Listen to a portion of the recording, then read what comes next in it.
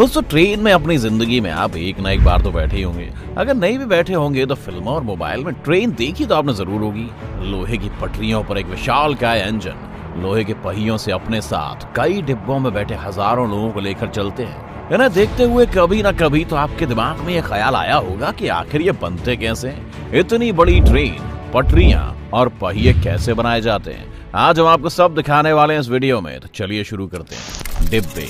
दोस्तों शुरुआत करते हैं उस चीज से जिसमें बैठकर आप ट्रेन में सफर करते हैं, यानी कि ट्रेन के डिब्बे।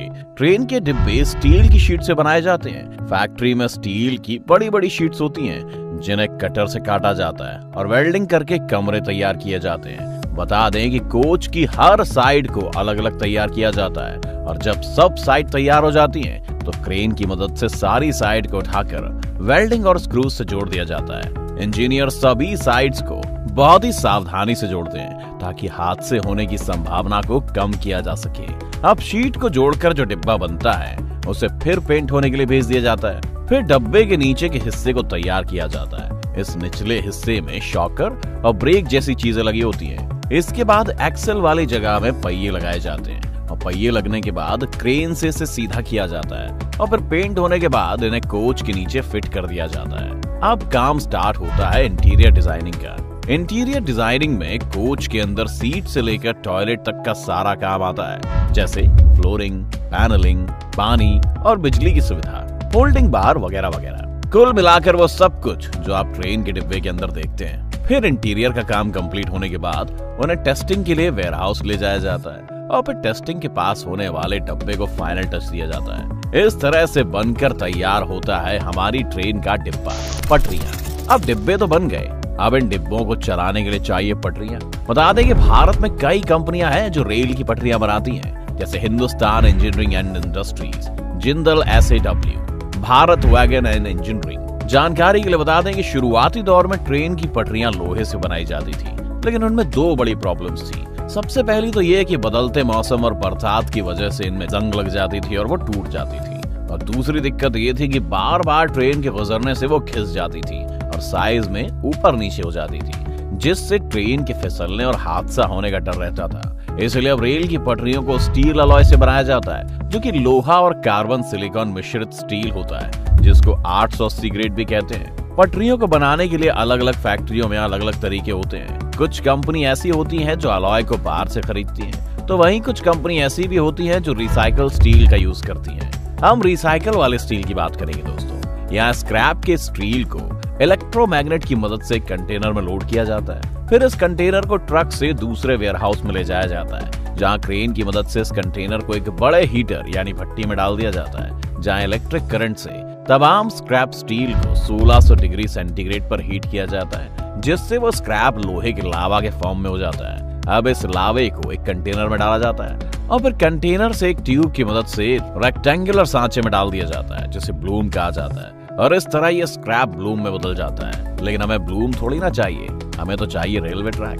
तो अब यहाँ एक कटर की मदद से इन ब्लूम्स को 3.5 मीटर की एक लेंथ में काट दिया जाता है और फिर एक क्रेन इन्हें उठाकर वापस भट्टी यानी ओवन में डाल देती है, जहाँ इन्हें 1200 डिग्री पर 5 घंटे तक गर्म किया जाता है। 5 घंटे तक पकी स्टील को अब कन्वेयर की मदद से रोलर वाली मशीन में डाल दिया जाता है। इस रोलर के अंदर से इसे 4 से 5 बार निकाला जाता है। इससे इसकी लंबाई 4 गुना हो जाती है और फिर ब्लेड की मदद से इसे वापस 4 हिस्सों में काट देते हैं, यानी 3.5 मीटर के एक ब्लूम से अब 3.5 मीटर के 4 ब्लॉक्स बना दिए जाते हैं। अब इन ब्लॉक्स को वापस भट्टी में डाल दिया जाता है और फिर गर्म होने के बाद एक मशीन के अंदर से निकाला जाता है, जो उसे ट्रेन की पटरी का शेप दे देती है। अब इनके एंड्स को काट कर इन्हें ठंडा होने के लिए रख दिया जाता है और ठंडा होने के बाद इन्हें ट्रेन के पहियों के नीचे से गुजारा जाता है, जिससे ये सीधे भी हो जाते हैं और इनकी टेस्टिंग भी हो जाती है। फिर ऑर्डर के मुताबिक इन्हें साइज में काट दिया जाता है और इस तरह से पटरी बनकर लगने के लिए साइड पर आ जाती है। पहिए,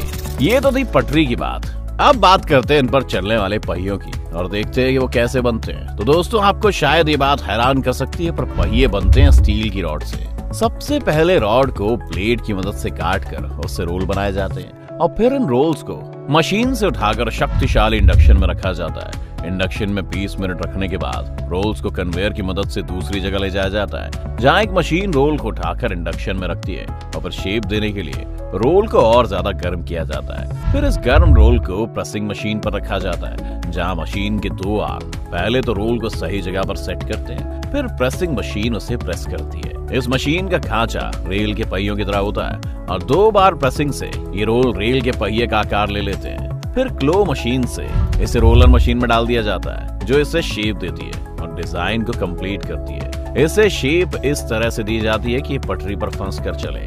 शेप आने के बाद इस पहिए को दूसरी प्रेसिंग मशीन में डाल दिया जाता है, जो इसमें एक्सेल के लिए छेद करती है। छेद होने के बाद भाप वाली मशीन इस पर भाप मारती है और फिर एक सेंसर इसका साइज नापता है। फिर इसे पानी में ठंडा होने के लिए डाल दिया जाता है। ठंडा होने के बाद इसे फाइलिंग मशीन पर रखा जाता है, जो इसके एज को क्लीन करती है और इसे चमका देती है। अब इन्हें एक्सेल पर फिट किया जाता है, फिर टेस्ट किया जाता है। टेस्टिंग में पास होने के बाद उसको कलर किया जाता है और आगे भेज दिया जाता है। इंजन। अब बात करते हैं उस चीज की जो आपको सबसे पहले ट्रेन में दिखता है, यानी इंजन। बता दें कि ट्रेन के इंजन को लोकोमोटिव कहते हैं। ये बहुत ताकतवर मशीनरी होती है क्योंकि इसे ट्रेन की कई बोगी खींचनी होती हैं। भारत में कई कंपनी हैं जो भारतीय रेल के लिए इंजन बनाने का काम करती हैं, जिसमें सबसे पहली है भारत हैवी इलेक्ट्रिकल्स लिमिटेड यानी BHEL या भेल, जो कि भारत में सार्वजनिक क्षेत्र की इंजीनियरिंग और विनिर्माण क्षेत्र की सबसे बड़ी कंपनी है। कंपनी ने भारतीय रेलवे को हजारों इलेक्ट्रिक इंजनों, D locomotives, electric multiple unit और ट्रैक रखरखाव मशीनों की आपूर्ति की है। BHEL यानी भेल ने ही WAG-7 विद्युत लोको का निर्माण भी किया है। चलिए अब आपको दिखाते हैं कि ट्रेन के एक इंजन में कितनी ताकत होती है। आपको सुनकर हैरानी होगी दोस्तों, लेकिन ट्रेन के इंजन में 16 सिलेंडर का इस्तेमाल किया जा रहा है। इनमें से एक सिलेंडर की क्षमता 10,941 सीसी की होती है, जिसका मतलब ये हुआ कि एक ट्रेन के इंजन की कुल क्षमता करीब 1.75 लाख सीसी की होती है। यानी अगर आप इसे होंडा सिटी कार के इंजन से कंपेयर करें तो करीब 116 कारों के बराबर अकेले एक इंजन की ताकत होती है, क्योंकि होंडा सिटी का इंजन 1498 सीसी का होता है। अब आप समझ गए होंगे कि ये कितना ताकतवर है। तो अब आपके सारे सवालों के जवाब आपको मिल गए होंगे। अगर अभी भी आपका कोई सवाल बाकी रह गया हो तो हमें कमेंट करके जरूर बताइए। अगर ये वीडियो आपको पसंद आई हो तो इसे लाइक और शेयर कर दो। अगर आप इस चैनल पर नए आए हैं तो सब्सक्राइब करना मत भूलना। अगर आप ये वीडियो फेसबुक पर देख रहे हैं तो पेज को लाइक और फॉलो जरूर कर लेना।